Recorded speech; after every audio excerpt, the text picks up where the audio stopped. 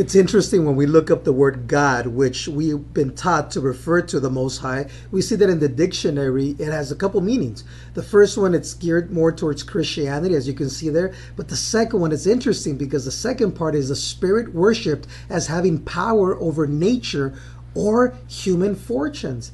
A deity. So it's very interesting that it says that, because the other narrative, the first one, gives you what Christianity wants us to think of it.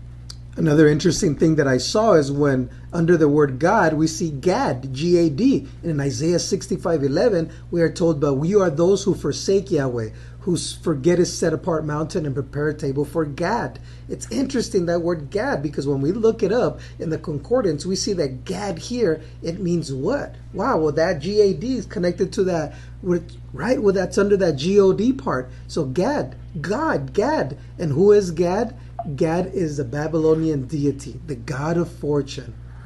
So when we take a moment to fact check everything, test everything, as we're told by scripture, religion twists everything, right? So we got to straighten things out.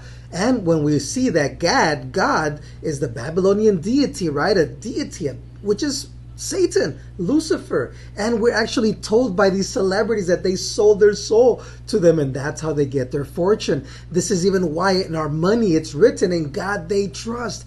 We don't trust God because we trust Yahweh. But here we see that God is the God of fortune, the one who's in charge of giving people fortune. And that is who we're worshiping in these days. That is who the people of this world have been taught to worship without knowing. But hey, if you didn't know, now you know.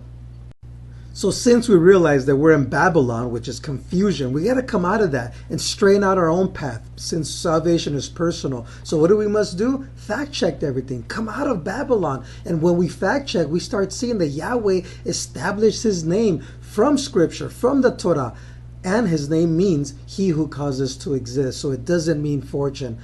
So when we look at scripture, we see that in Shemot, or Exodus 23:13, we're told to not even mention the names of false ones. Don't even let it hurt coming out of our lips. And these titles and names that we got taught by this world contradict scripture.